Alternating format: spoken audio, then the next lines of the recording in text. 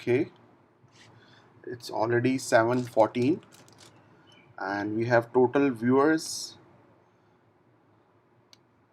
an enzyme engineering workshop is 13.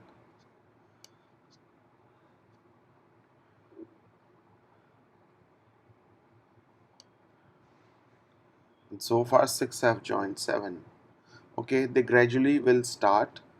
I can wait for another, it's 1 minute 15 and then we start.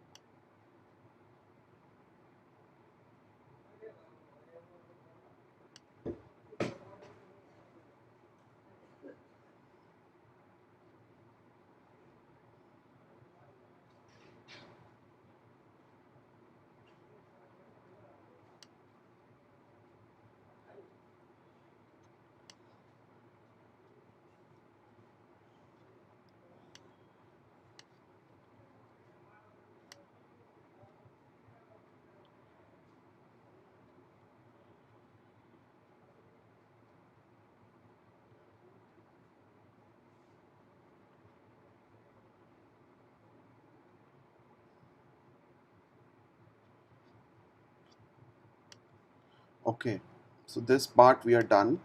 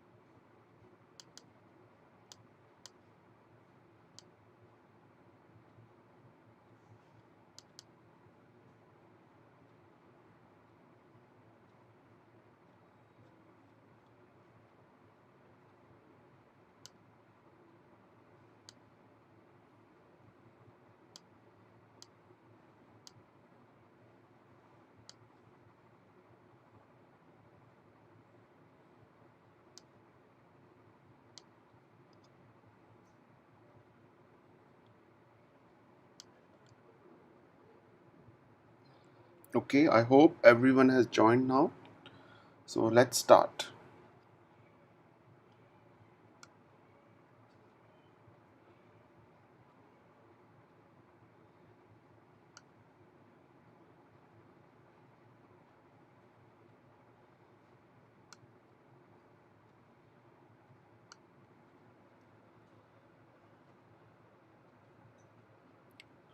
So we will discuss a little bit about nomenclature and classification in this topic.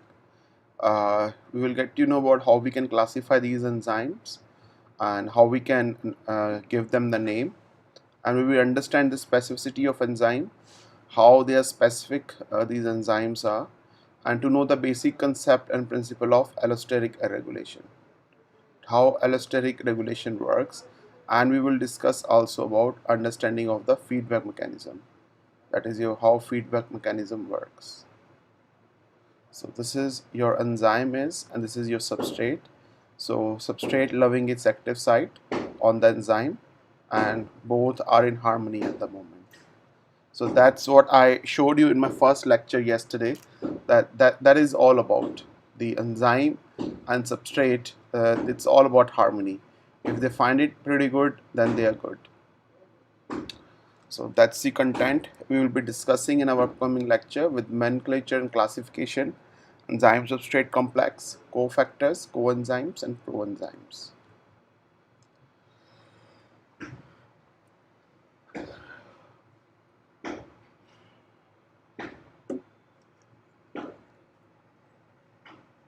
So the nomenclature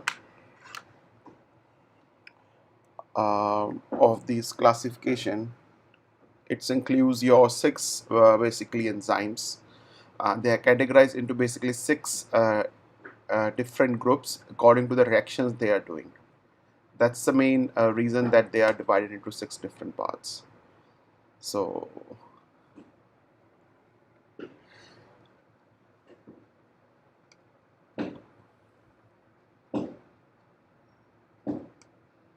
you can remember like OTH. There's a OTP instead of OTP. You're making an OTH. One time Harvard, maybe Harvard University. How is it possible? It's you don't have to put a lot of effort in that. It's very little effort is required to go there.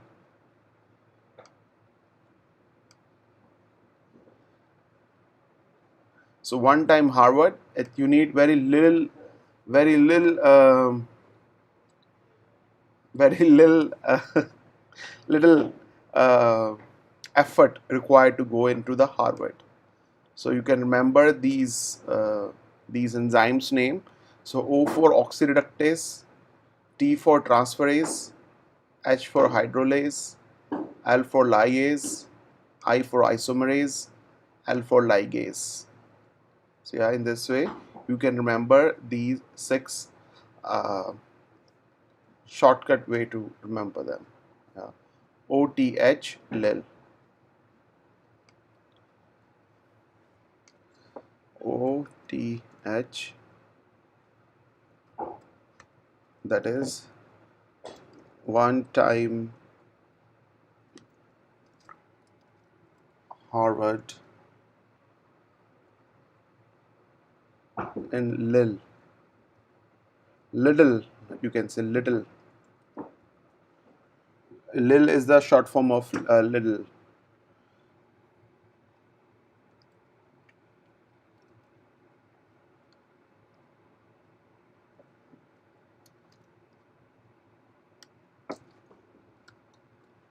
This I just made it by myself now.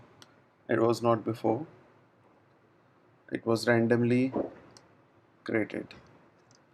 So let's see one by one. Oxireductase. So name suggested, it's catalyze your reactions which are related to the redox, redox reactions. Redox reactions include your oxidation and reduction reaction. Oxidation and reduction reaction. Then it includes your reductase, oxidase, right? The proton absorber, proton giver, proton taker.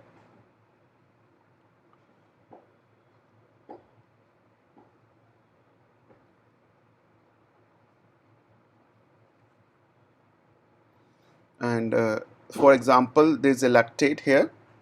In the presence of lactate dehydrogenase, yeah, and NAD plus, it will give rise to pyruvate and NADH. So it's basically doing is what it's doing is it's removing these H groups, yeah, the hydrogen ions, the positive ions, and having a single double bond here. So it's making a which reaction?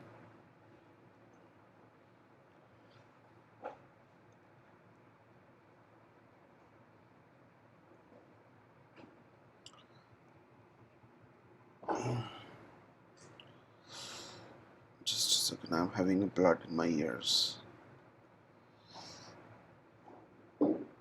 Yeah. And then there's a transferases in which this transfer of group is happening from one molecule to the another. So, for example,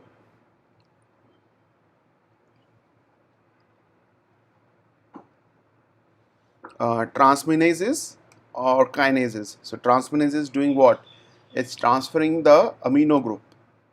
It catalyzes the reaction of transferring the amino group, whereas kinases is transferring the phosphate group. And there's a phosphatases also. What they do, they dephosphorylate the group. They remove the phosphate group. So like so. So like my name is Simranjit. What is I am transferring? I am transferring the knowledge towards the students. So I belong to an enzyme called transferases, and my enzyme name is Simranjit. Yeah.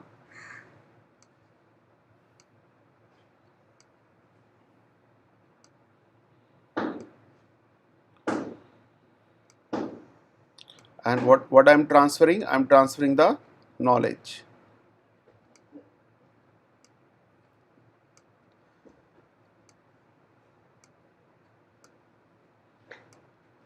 So that's the basic like idea behind these transferase enzymes. So here we have a methyl group donor, and this is our norepinephrine, not the Nora, the actress. This is norepinephrine, and then you add a PNMT, yeah, this enzyme, and what will happen? This methyl group will get attached to this amine group at the end. So it has transferred it to the end group here, and it's become a epinephrine from norepinephrine. Then there is a class hydrolases enzymes, and there is a lysases enzyme. Yeah, the hydrolases are the one which cleaves bonds, like they break the bonds by adding the water into them. So it could be phosphatases, peptidases, lipases. Three different enzymes classes are. Sorry, I told in previous phosphatases, it will not come in this. It's coming in the hydrolases. So this is a triglycerides. Here we can see having this very nice structure, and we add 3 molecules of water and lipase enzyme, which act as a hydrolases. So what is it doing? It makes glycerol, yeah, and it removes all your carboxylic group carbons, COH, and then you have fatty acids. You remove the fatty acids out of it, glycerol is separated, and the triglyceride has been being moved away. So like here, the bond is break with the help of 3 molecules of water. So it's become CHOH, CHOH, CHOH. And the rest is your fatty acids. And in the lysases, it's catalyzed the removal of groups to form double bonds on the reverse break double bonds. So they tend to remove the double bonds um, from your um, from your structure. Example are decarboxylases, synthetases. So here the example is in fumarate, there is a double bond here, right? So it cut that double bond in the presence of water and make this OH group here and H group here. So it has now single bond, and it's become a malate now. From fumarate it becomes a malate. Then isomerases, which catalyze intramolecular rearrangements. So it just changes the shapes of the molecule, making a structure from one place to another place. So the examples are epimerases, mutases. So here we can see 3-phosphoglycerate. So in this 3-phosphoglycerate, so carbon 1, 2, and 3. So the phosphate group get attached here, and the enzyme that is used is phosphoglycerate mutase. Enzyme that is used here is phosphoglycerate mutase, and this phosphate group come up and join at the second carbon atom. So like this.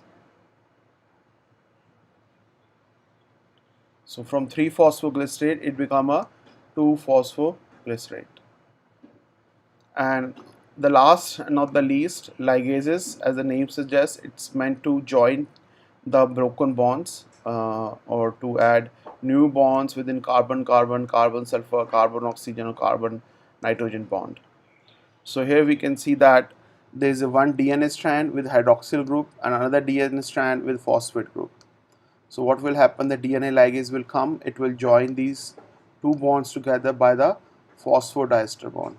So this is your phosphodiester bond. So in this case your DNA ligase tend to join two broken bonds. So that was the 6 enzymes we have discussed, that is OTH, LIL, oxireductase, transferase. Oxireductase is tend to take the reactions with the reduction and oxidation. Transferase is to remove one group. Hydrolase is it cleaves the bond with the help of water. Lyase is it's tend to break the double bonds, whereas the isomerase is change the like one of the group to another place. It's intermolecular change, and the ligases is to tend to join two structures together. That's it. So these were the basics behind your 6 classifications, basic, very known classifications of enzymes. All right. So any questions so far, students? So far, so good.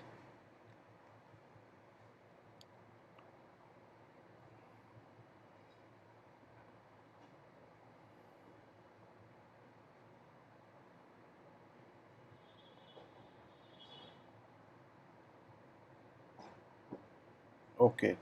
Then we start the next topic.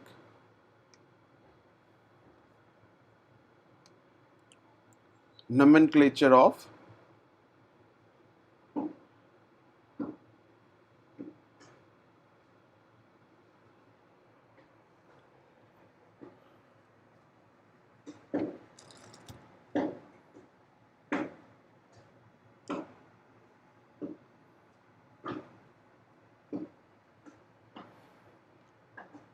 So in most cases, enzymes names end in ase at the end.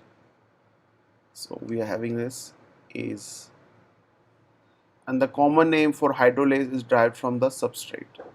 So as I had discussed that if you're having this urea, if you remove A at the end and add ase, then it's become urease. And in the lactose, if you remove O's and then you add ase, it's become lactase. Same way, like I said, Simranjit, Modi's work is to handle the government. So it's catalyzing the action by handling the people of India. So the enzyme that is work to make this reaction fast is Modiase. Yeah? And other enzymes are named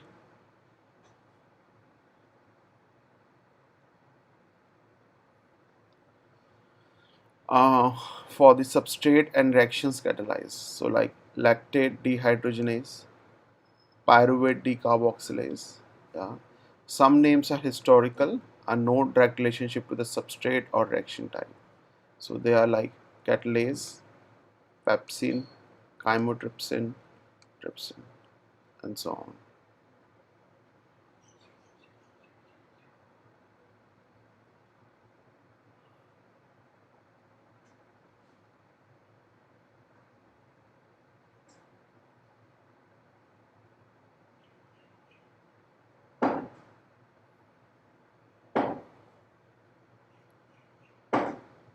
So how the enzyme activation of energy reaction works.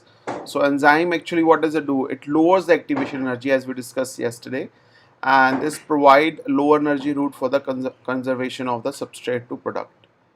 So this is the K equivalent, the equilibrium constant. Our reaction is happening with A and B. So we will write the product first with raised to power its stoichiometric coefficient and so on. So product stoichiometric coefficient, reactant divided by stoichiometric coefficient. So every chemical reaction is characterized by the equilibrium constant K EQ, which is a reflection of the difference in energy between reactants AA and products BB.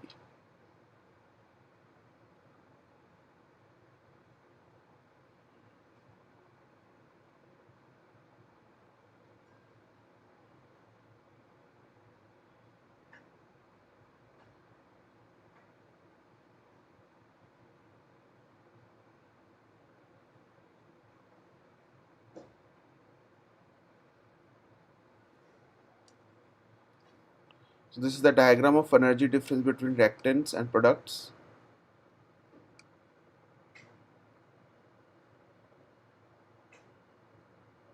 So this is the energy, this is the product progress of reaction, this is our reactant A and B, and this is product C and D. This is uncatalyzed reaction. So the activation energy is required very high. But in the catalyzed reaction, when enzyme is present, you can see how drastically it's got decreased. Yeah, how drastically it got decreased from this to this. So that's the beauty of your um, difference between reactants and products.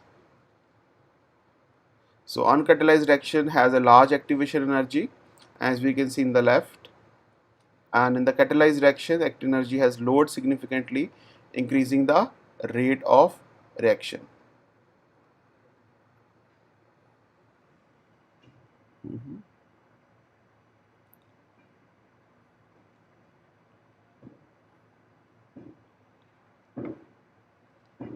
So enzyme, actually what we can say here is that enzyme helps in leaving the lowering the activation energy for a given reaction, which enables reactant molecules to absorb enough energy to reach a transition state. So transition state, what is the transition state here is? This is a transition state. Yeah, on the top. That is enzyme and substrate complex or enzyme product complex. This is one of the most unstable state, and then when molecules have absorbed enough energy for the bonds to break, the reactants are in unstable condition known as transition state. So for example, you have a reaction of H2O2 and you give rise to H2O and plus O2. So this energy requires around 86 kilojoule per mole. But if we add into this reaction the enzyme called catalase, if we add the enzyme into this called catalase, the energy required will be only 1 kilojoule per mole. So it will decrease to the 85 kilojoule per mole. From 86, it goes to 1 kilojoule per mole. So that's the basics behind your lowering the activation energy. So initially it's required 86 to break the hydrogen peroxide bonds, but if the enzyme is present, it will make it to the 1 kilojoule per mole, right?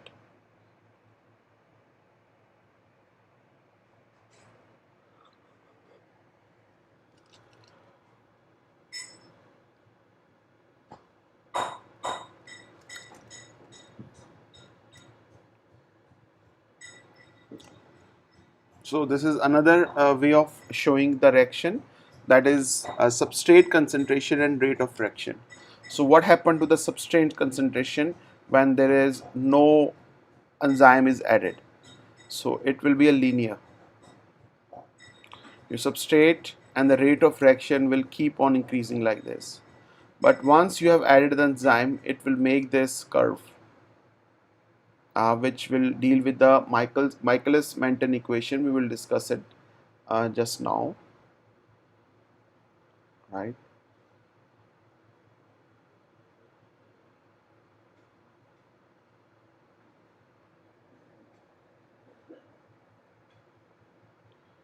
So, and it will reach to the Vmax at the top with the saturation point when the enzyme is present. um, yeah, so it will have this Km, Vmax. So we will discuss each of them in soon our reaction. So rate of uncatalyzed reactions increases as the substrate concentration increases. So as you substrate is increasing, so your rate of reaction will keep on increasing. But in the case of enzyme catalyzed reaction, it will show two stages. The first stage is the ES, enzyme substrate complex, and then slow conversion to the product. Then they are slowly converging into the product, and this rate is limited by the enzyme availability. So how much is enzyme is present, this reaction will be specific to that.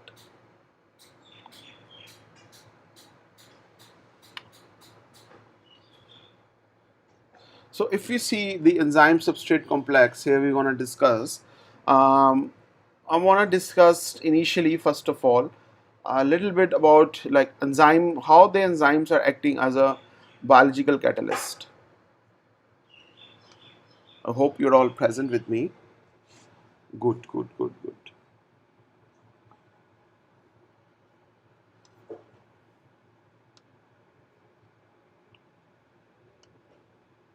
So how these enzymes act as a biological catalyst?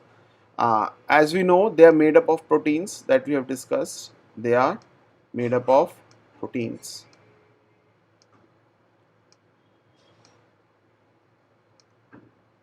Cool. And so they are the substance which speed up the chemical reaction but remains unchanged. So they are tend to increase the reaction that they wanted to go up, but they don't change themselves.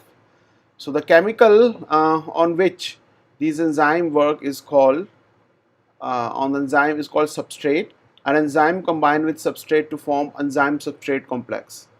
So these enzymes that they're working with the substrates, and when the reaction happens, they combine to form your enzyme substrate complex here. And once the reaction has occurred, the complex breaks up into product and enzyme. So once your reaction is done with these multiple reactions of step 2, 3 and 4, you will have your enzyme and product. So what is happening is first E plus S, yeah.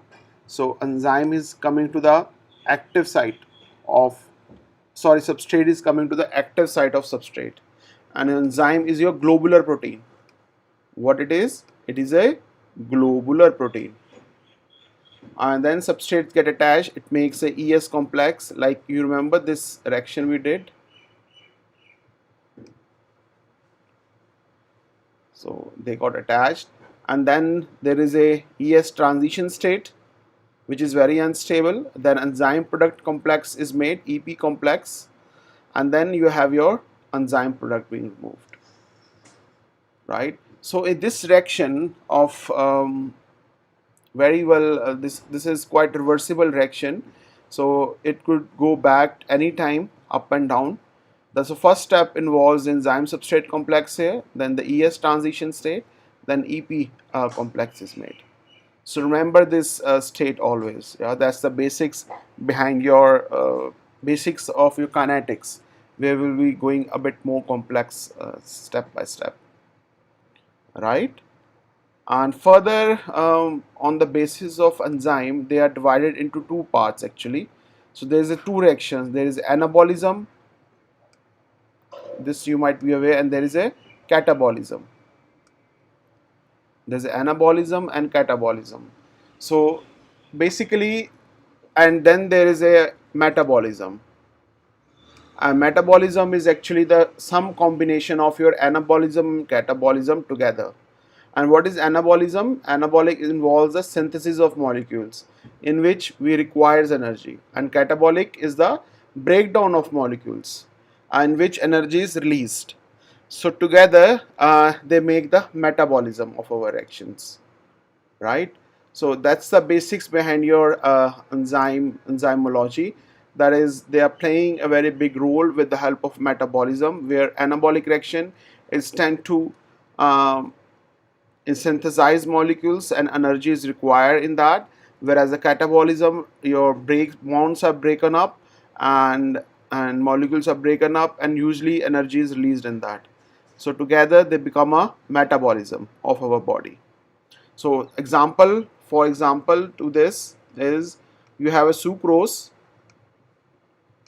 plus water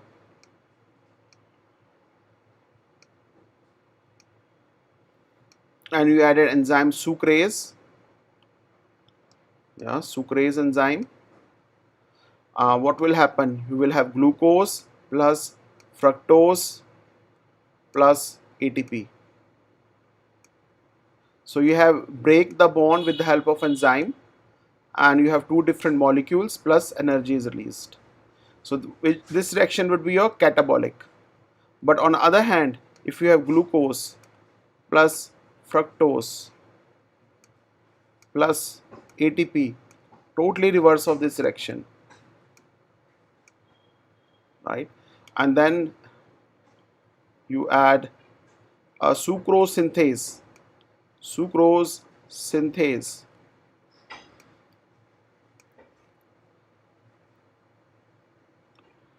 then you will have sucrose plus water.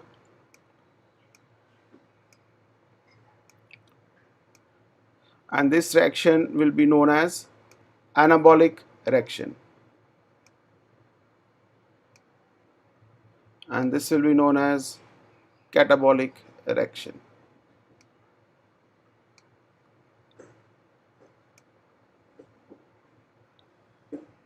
Yeah, so that's how the enzyme substrate complex is being made.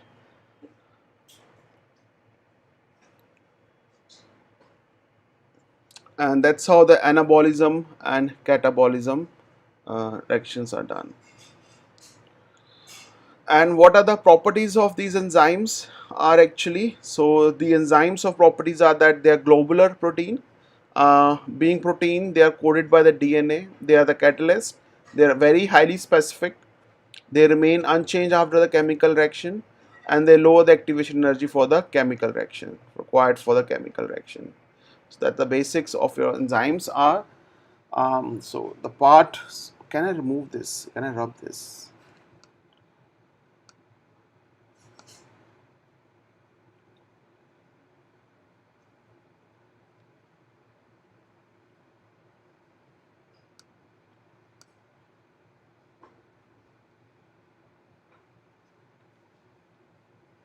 So don't mind the small. So they're the part of enzyme combining with the substrate in the active site. An active site is characterized including your pockets in the surface of the enzyme. An alkyl group at the active site are called catalytic group, and the shape of active site is complementary to the shape of the substrate. An enzyme attracts and holds enzyme using weak non-covalent interactions, and the conformation of the active site determines the specificity of the enzyme. So these are the various uh, various main points about the active sites, the characteristics of the active sites, how active site should looks like. Now comes your lock and key enzyme model that we were discussing yesterday, but we just had a few words about it.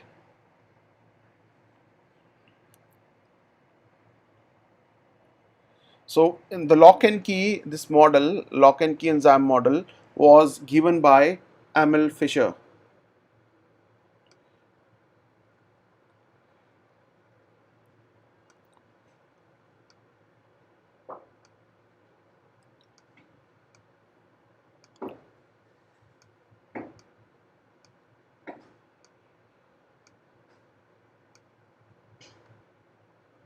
Emil Fischer in 1890.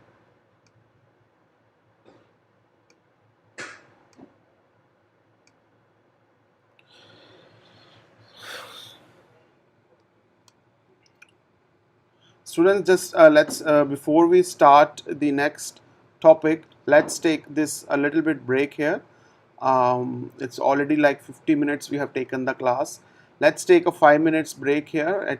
We meet at 7:50. Yeah, we meet at 7:50. Then we continue further.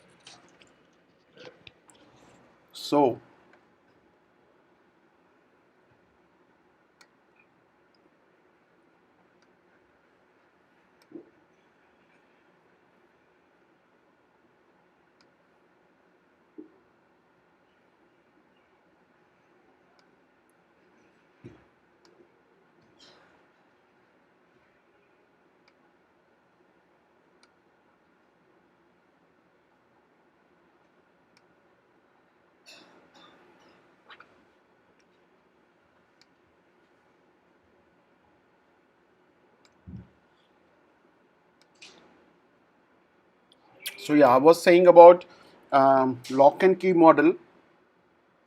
So main points that lies in this lock and key enzyme model is that as one specific key can open any specific lock, in the same manner specific enzyme can transfer only specific substrate into the product. So specific enzyme will produce a specific product. So according to this model, the active site of the enzyme has a rigid structure. It's a rigid structure and there is no modification or flexibility is possible. So during the enzymatic reaction or after the enzymatic reaction, so there is no way that things could be changed in the shape of your enzyme. So in the lock and key model, enzyme is assumed to be lock and substrate as the key. The enzyme and substrates are made to fix exactly, but this model fails to account the conformational changes to accommodate the substrate molecule. So they were not stating that lock and key model was basically um, stating that it's the enzyme need to have some conformational changes in its structure. Otherwise, this will not happen. So this was not acceptable readily. But then comes your enzyme fit induced fit model by the Koshland. It was given by the Koshland. Sorry, I need to buy this pad for the educational pads. I'm just not getting enough money at the moment. 1959.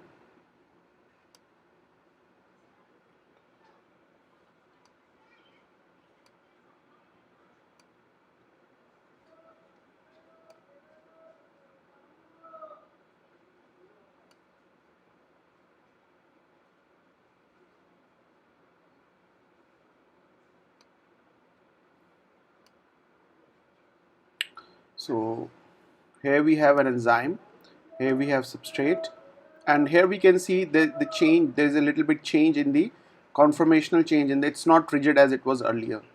So there is some changes could possible. So this was given by Koshland in 1959. And enzyme molecules are an inactive form. To become active, they must undergo a slight change in structure to more specific to accommodate a substrate. So the active site can slightly modified as the substrate interacts with the enzyme. So here we can see that enzyme has the shape slightly changes to fit the substrate. The shape slightly changes to fit the substrate. So we can imagine like these gloves that we wear during the winter times or during the lab practicals. So whenever we wear these gloves,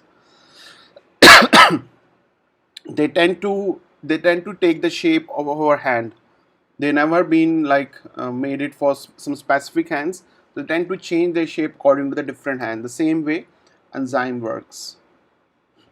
So induced fit model, this assumes that the active site is more flexible pocket whose conformational changes accommodate the substrate molecule. So in this, it's not rigid, it's not as it was hard like before. Things could be possibly changed in this, and this model is highly acceptable. Yeah. So this model was discovered in 1890, you can see, and this is in 1959, around 60s.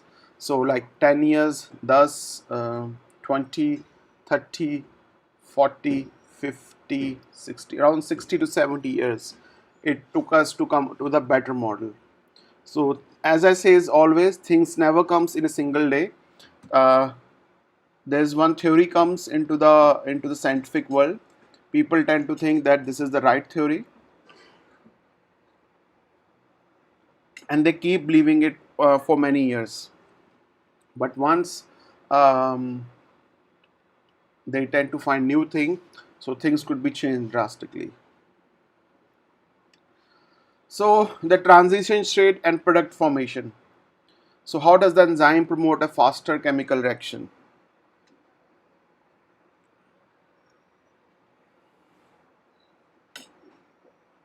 So as the substrate interacts with the enzyme, uh, its shapes changes, and this new shape is less energetically stable. And the transition state has a feature both substrate and products falls apart to yield product which dissociate from the enzyme. So this is the transition state, this is enzyme product complex, this is enzyme substrate complex. So this transition state has features of both substrate and product. So it could go here also, it could go here also, and to form the product. So it depends. So possible types of transition state changes.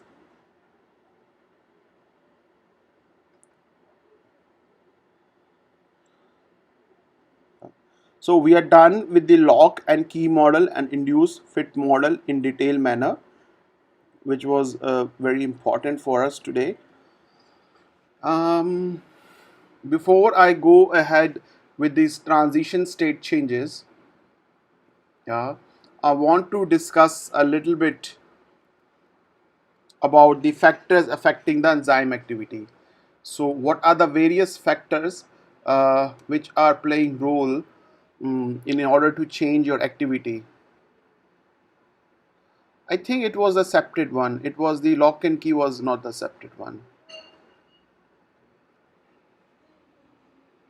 If there is any, if this was the failed theory which was accepted, maybe after 59 something new came up, please let me know. Bhargavi, it's good to know the updation from the students also. Please let me know.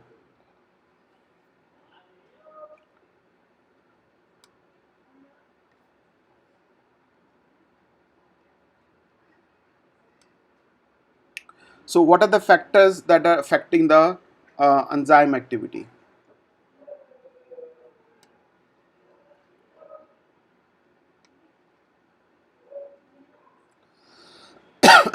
Okay, I can write it here only.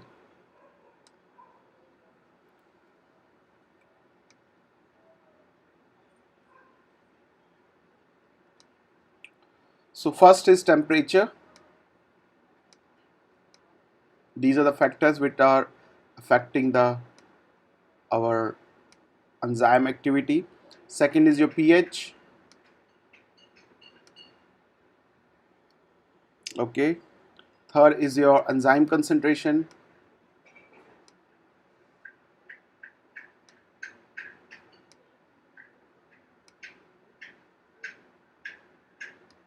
Fourth is your substrate concentration. So temperature, like in our human body, the temperature is mostly around 37 degrees Celsius. So if we have seen our temperatures increases to 39 or 40 degrees Celsius, our body work functioning is not as effective as it was at the normal body temperature. So what is the reason behind it? That it's because of the enzyme activity. They get really slow at the high temperature. So up to a point rate, enzyme reactions increases with the increasing temperature. So enzymatic reactions could increase actually with increase in temperature.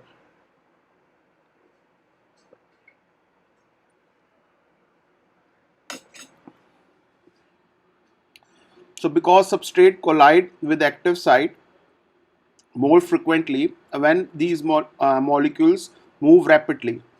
So above the temperature, speed of enzymatic reactions drop sharply. So in human temperature, the optimal temperature is 35 to 40 degrees Celsius. So its meaning is that it will be working till you have 40 degrees Celsius or so, But if you increase to that, the threshold level to up, so the attachment of substrate and enzyme, it will not be happening as good it was. So it is depending upon the temperature. Then the pH, this is just an enzyme and has an optimal temperature. It also has optimal pH, which is in its most active state. So optimal pH range is around, this for temperature it's 37, for pH it's 6 to 8. Yeah, but there could be some exceptions for the enzymes, but most likely they're happy around the 6 to 8 um, 6 to 8 temperature. So if we see from the temperature perspective,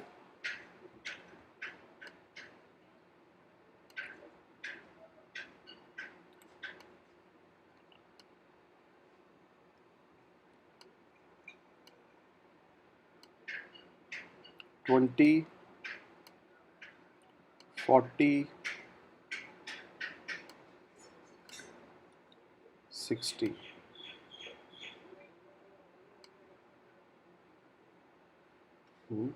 And this is the optimal temperature.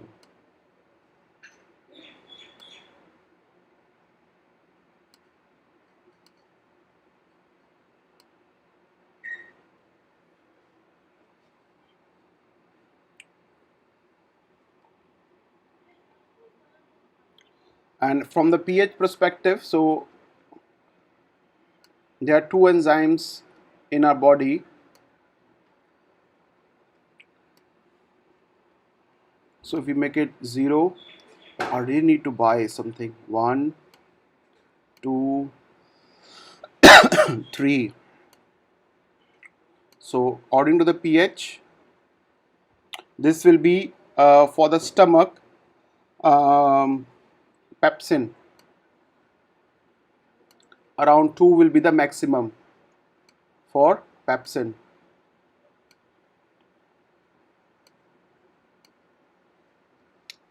And if we see from this perspective, intestinal, this is in the stomach, and in the intestine, the optimal pH would be around 8, 6, 10, right?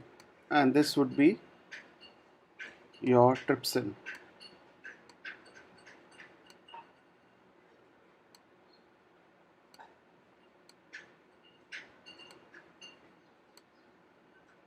This is pepsin.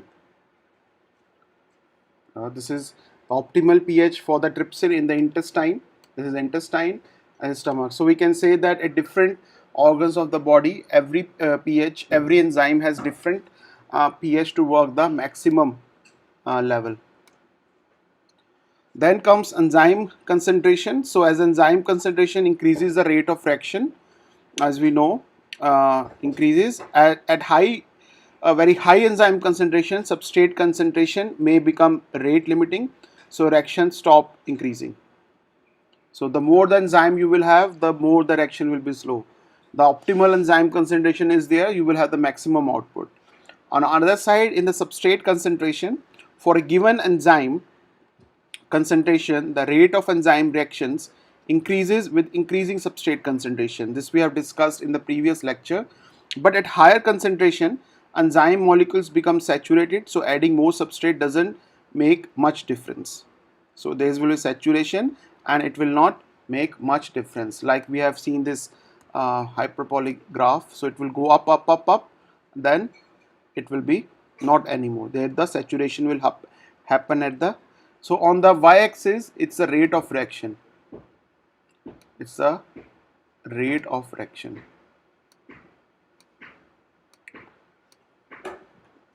Rate of reaction.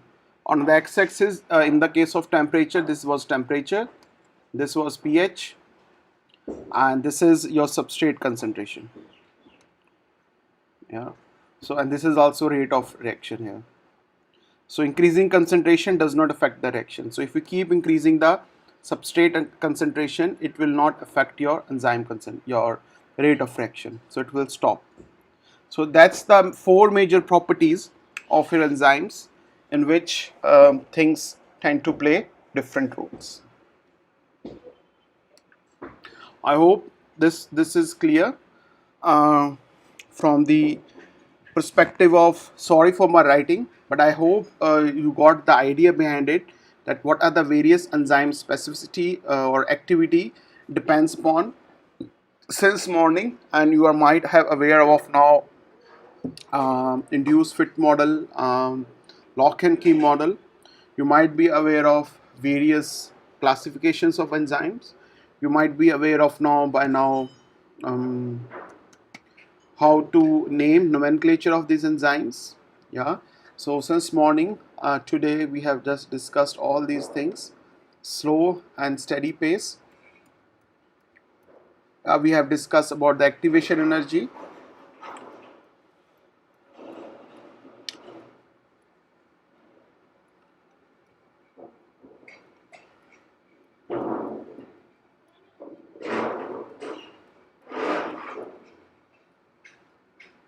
So possible types of transition state changes. So what could be the possible changes are possible. So let's say you have a glucose, you have a fructose. Yeah. Together they make sucrose plus water is removed. So how does this thing happen? So it has COH group and this has COH group, and together they make COC. Glucose plus fructose giving rise to sucrose plus water.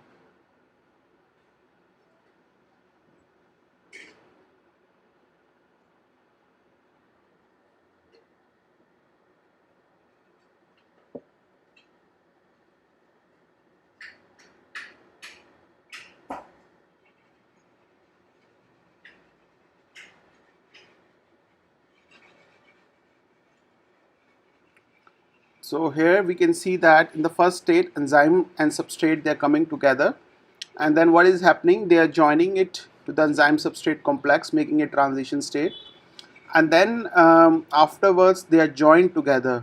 They have these two different molecules, these red dots, and they are joined together and their new enzyme and product is made. So like this. So water is also removed afterwards. So this is the possible types of transition state changes. So glucose plus fructose giving rise to sucrose and water. So enzyme might bring two reactions into close proximity, and maintain a proper orientation. Further, enzyme might modify the pH of microenvironment by donating or accepting a H plus ions. So now a little bit about cofactors and coenzymes.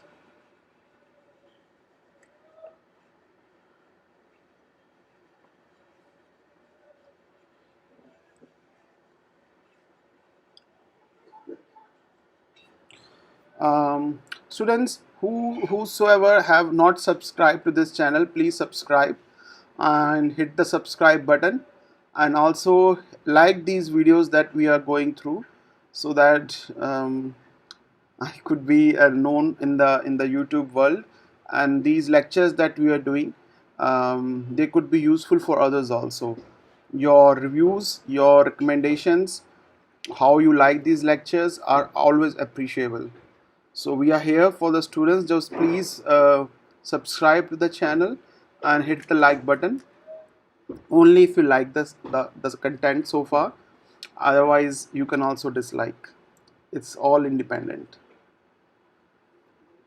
So please do so. So I will continue further the cofactors and coenzymes.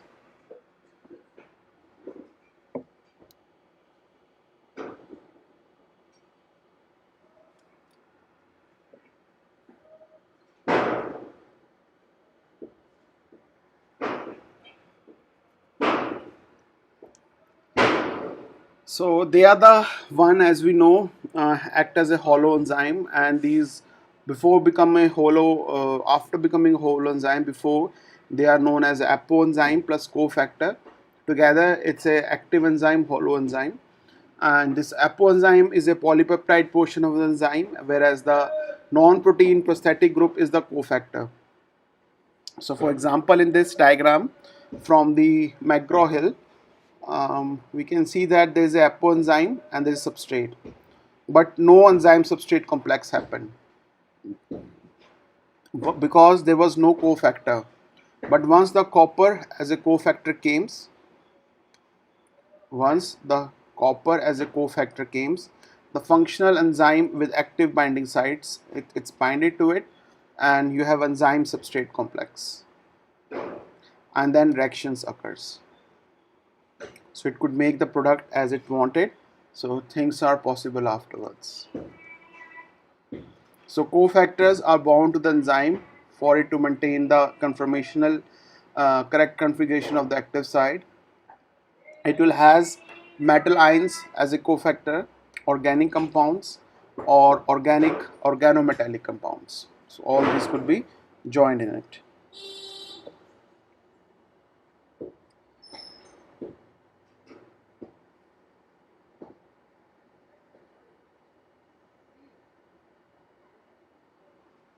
Okay.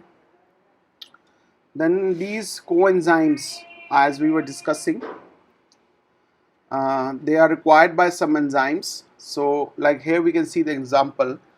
So this is the enzyme that we are seeing, the big E, and this is our substrate 1, yeah, and this is substrate 2, the green one, S1 and S2, and in the bottom is your coenzyme C, right?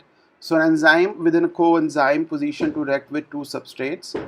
So this functional group will come and will attach to the coenzyme.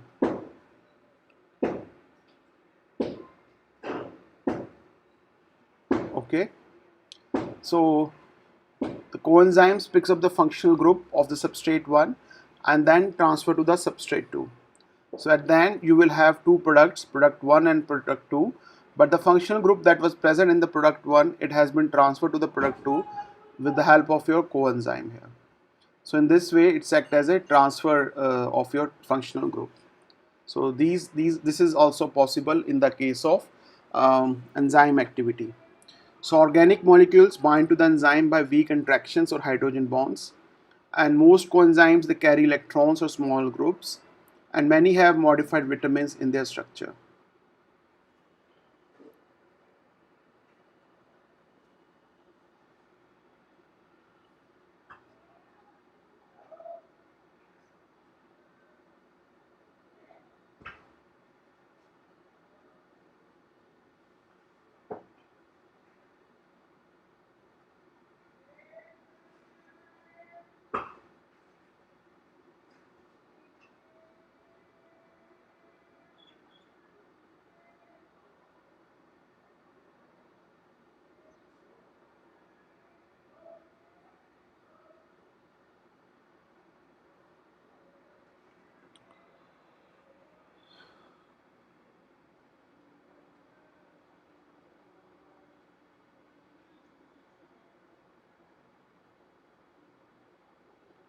So water soluble vitamins and their coenzyme. So they are thymine, riboflavin, niacin, pyridoxine, cyanocobalamin, folic acid, panthoic acid, biotin, ascorbic acids. So their various coenzymes are like thymine pyrophosphate, FMN, FAD, NAD+, NAD+, and so on. And their respective functions are such as decarboxylations, carrier of H atoms, carrier of hydride ions, and so on. So these are the various examples of water-soluble vitamins and their coenzymes with it.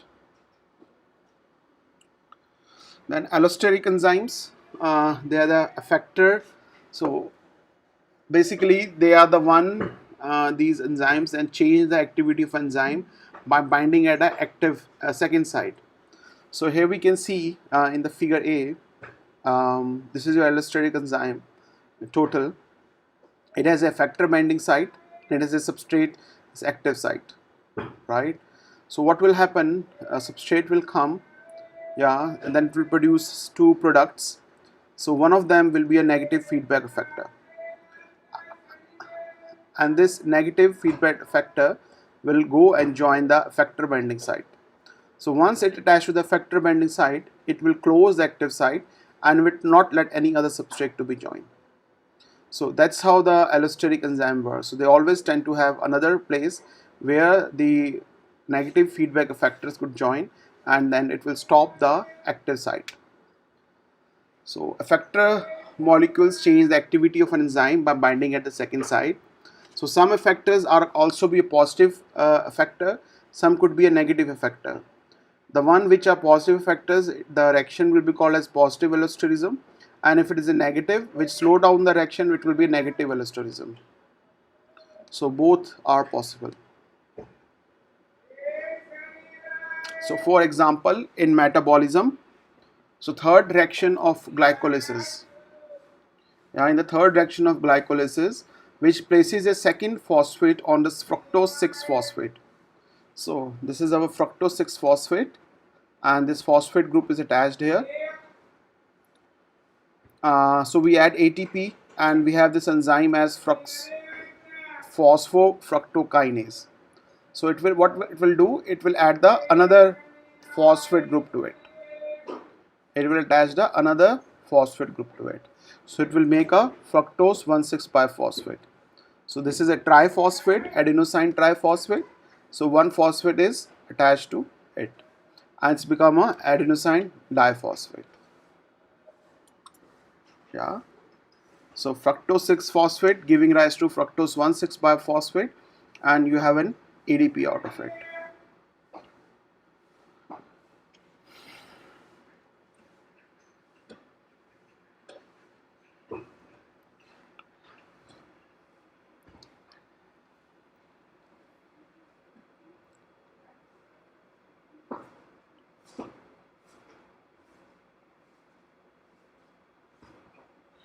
So this feedback inhibition, as we have discussed this allosteric enzyme, I hope this is clear, students. If it is clear, only then we will go ahead.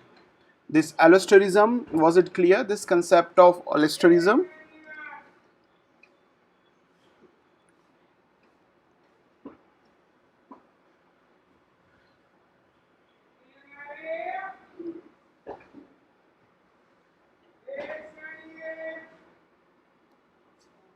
Okay, maybe I get reply later.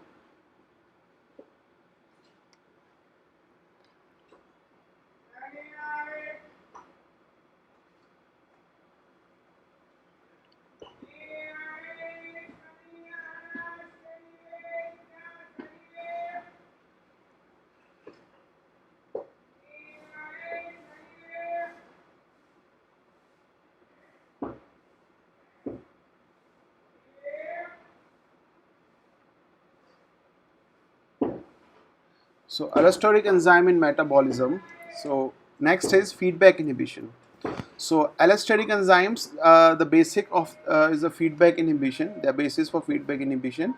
So what we can see is there's enzyme. There's a substrate. This substrate product A, substrate A, then B, C, D, E, F. Like different products are being produced. So here enzyme E 1, 2, 3, 4. Like this is going on. So here the product F that is serving here, it could inhibit the activity of enzyme 1. Yeah. So this will act as a negative allosteric effector. So this product will attach to the negative effector of this enzyme, and it will slow down the all reactions there. So that's how the feedback inhibition works. So it will be in which, for example, binding of oxygen molecules to the hemoglobin. Oxygen molecule is attached to the hemoglobin. So this is an example of your allosteric activation. Then hemoglobin is composed of 4 distinct subunits. Can bind up to the 4 oxygen molecules. That is your HbO8. So as each oxygen molecule binds, it changes the conformation of hemoglobin and increases its affinity for oxygen. So this ensures that hemoglobin will transport the maximum amount of oxygen from oxygen rich areas. Then conversely, the release of oxygen molecules decreases the hemoglobin affinity for oxygens, promoting its release in the tissue. Then comes your next part, that is your proenzymes. Proenzyme, an enzyme made in an active form. So it is converted to its active form by proteolysis, that is the hydrolysis of the enzyme. So when needed at the active site in the cell, and pepsinogen is synthesized and transported to the stomach where it is converted to the pepsin.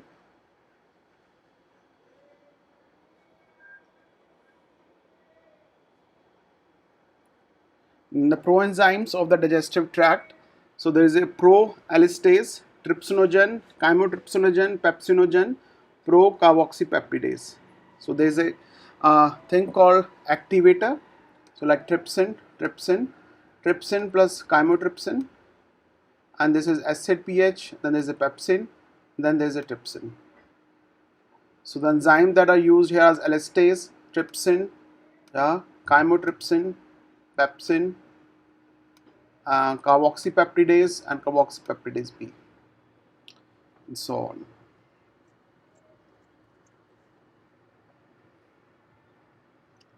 There could be some protein modifications are also possible.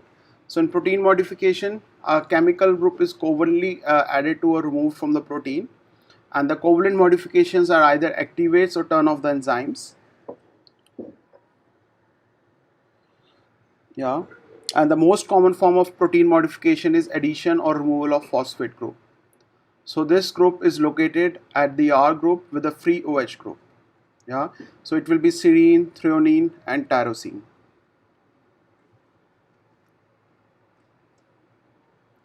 Then the inhibition of enzyme activity. So chemicals can bind to enzymes and eliminate or drastically reduce catalytic activity. So they classify enzyme inhibitors on the basis of reversibility and competition. Yeah.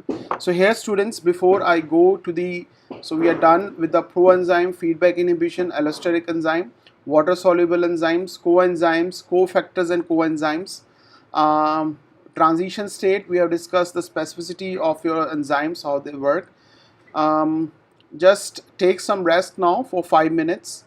We meet at 18:35 and then we start with the next topic of your inhibition. That's a huge topic, inhibition, where we have reversible, irreversible, three types of competitive and non-competitive types of inhibition. So we will take them. Just take a 5-minute break here. Then we have after the breakout session, we will see it as at around 8:35, and then we continue with our last topic of today. I don't want to rush it too fast in this all sessions because we also have to do the kinetics now. The kinetics part will be meant for the third session maybe, where we will be discussing about Michaelis-Menten equation and also the kinetics of reversible and non-irreversible reactions there. And yeah, some applications are left. So yeah, so just wait for 5 minutes more and then we continue.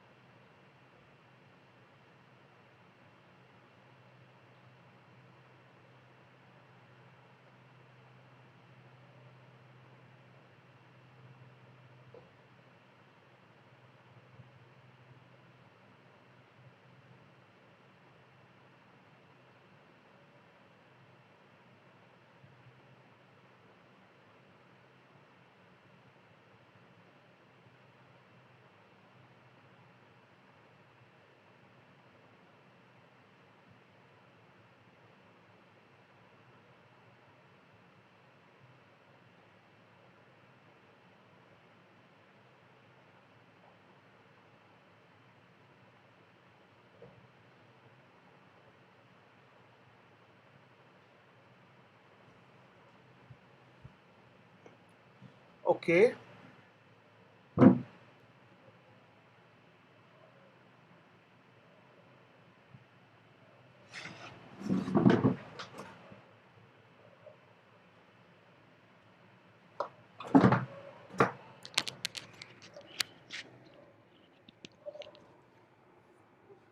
Oh, the battery is low.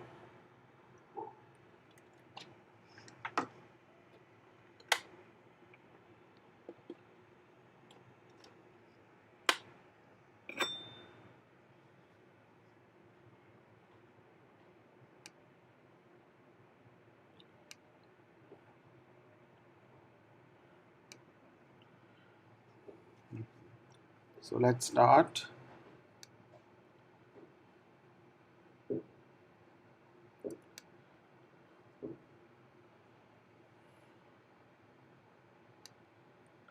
So inhibition of enzyme activity. So chemicals can bind to enzyme and eliminate or drastically reduce catalytic activity. So in order to, they have been divided into two parts, that is reversibility and competition. Then there is irreversible inhibitors and then there are reversible inhibitors. The irreversible inhibitors, they bind tightly to the enzyme and thereby prevent formation of the ES complex. And then there is a reversible competitive inhibitors, often structurally resemble the substrate and bind at the normal active site. And then there's a reversible non-competitive inhibitors, usually bind at the some place other than the active site. And the binding is weak, thus inhibition is reversible. So irreversible inhibitors, they are the one which binds very tightly to the enzyme, and they are the one which are inhibitor to the alkyl group of amino acids in the active site. So this binding may block the active site binding group so that enzyme-substrate complex cannot form. So alternatively, an inhibitor may interference with the catalytic group of the active site, eliminating the catalysis. And irreversible inhibitors includes your arsenic, snake venom, and nerve gas. So once they are in body, the person will not survive. All the enzyme activity will be irreversible, and instantly we have a death of that person.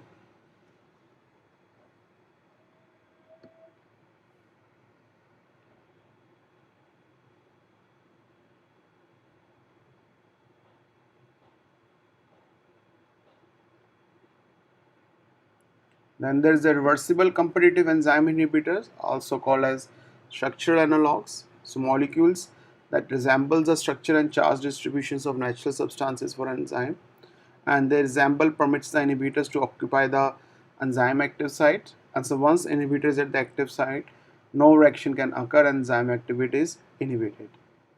So they are not as rigid as the irreversible, so they could be reversible in this case, and they compete for the substrate place.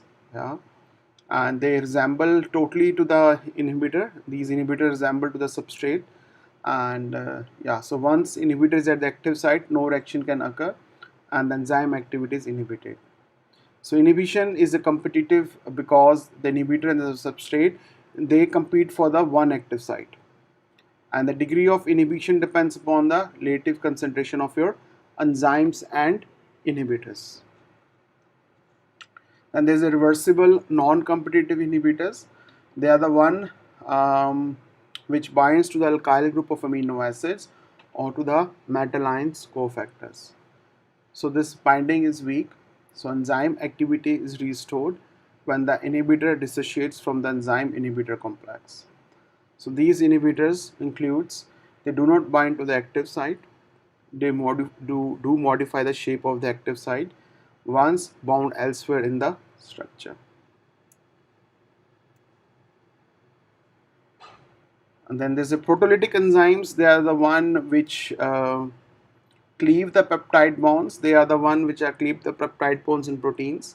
So these enzymes break the peptide bonds that maintain the primary protein structures, and they specify depend upon the hydrophobic pocket and the cluster of hydrophobic amino acids brought together by the 3D folding of the protein chain.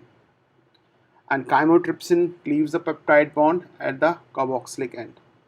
So we are having methionine, tyrosine, tryptophan, phenylalanine.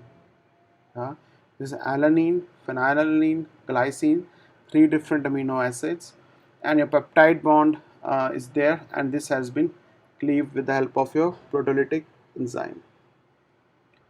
So what are the applications of these enzymes in the respect of medicine? They could be used for diagnostic enzyme level altered with diseases. For example, in heart attack, we check the lactate dehydrogenase, creatinine phosphate, and serum glutamate oxaloacetate transaminase (SGOTs). So these are the various factors that we check in the diagnostic labs, that what happened to the level of them. In pancreatitis, you check the amylase and lipase enzyme. And analytical reagents are used to measure that another substance like urea is converted to ammonia via urease, and blood urea nitrogen is measured. And then replacement therapy, so administrator genetically engineered B-glucosylbutidase for the Gaucher disease. So some references from this, the presentation has been made.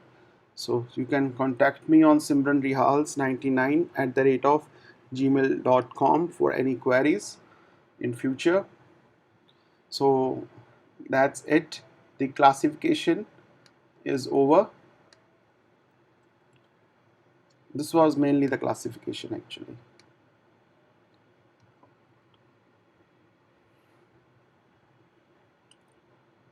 Okay, we'll keep it.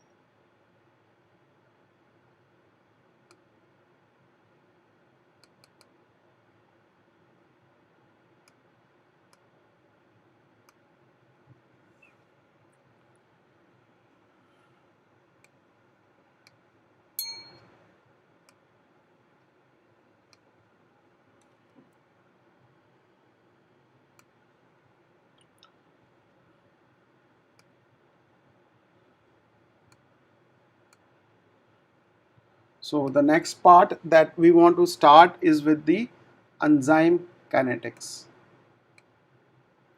I think we can make our class here down, because if I start this today, it will be for the next class.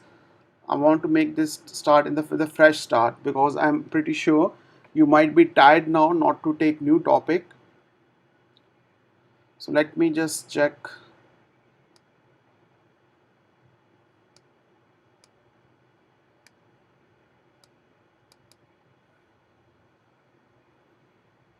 Historical perspective is done, enzyme classification is done. We will do this specific activity is done. Uh, Enzyme substrate interaction is done. ES complex is done. Binding site, active site is done. Lock and key model is done. Right. Allosteric enzyme is done. This is over. So now comes the general properties of enzyme. This is all done. There's isolation. Basically, your isolation purification topic is left, and I didn't added this kinetics part here, but I wanted to teach you kinetics also. So I think from the 2 days we are good enough. We are on the good track. Because I want to start with tomorrow with you enzyme protein classification, the protein isolation and purification. So I can initiate a bit of kinetics today for like 10 minutes or so, and then we will switch off the class. So just giving an introduction.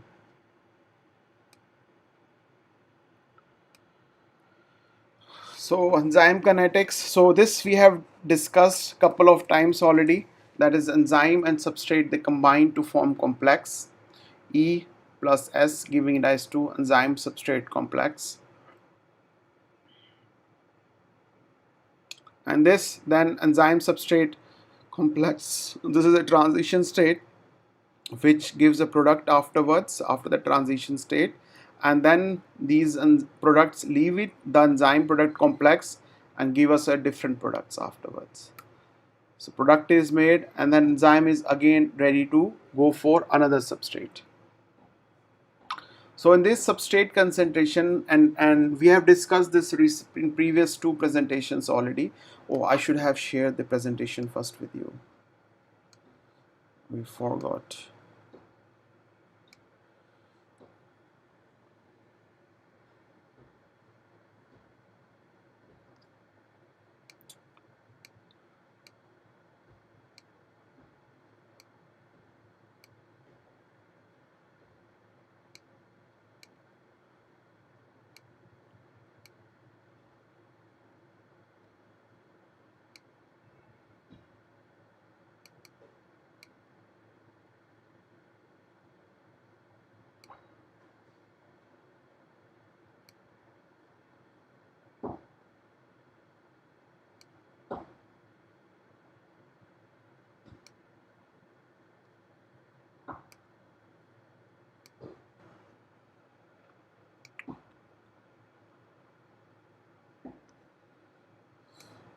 So here I was saying that the rate of reaction increases as substrate concentration increases at constant enzyme concentration.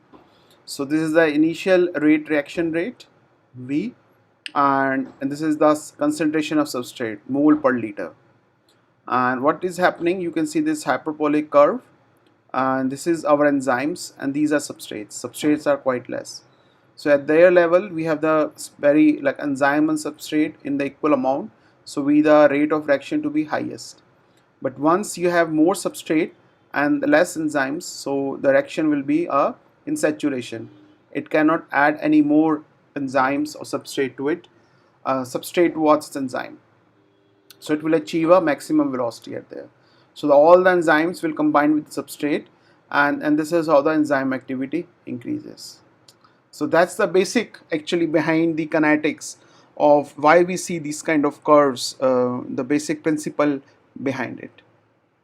Of 3 to 4 amino acids are required to maintain the protein tertiary structure of the enzyme.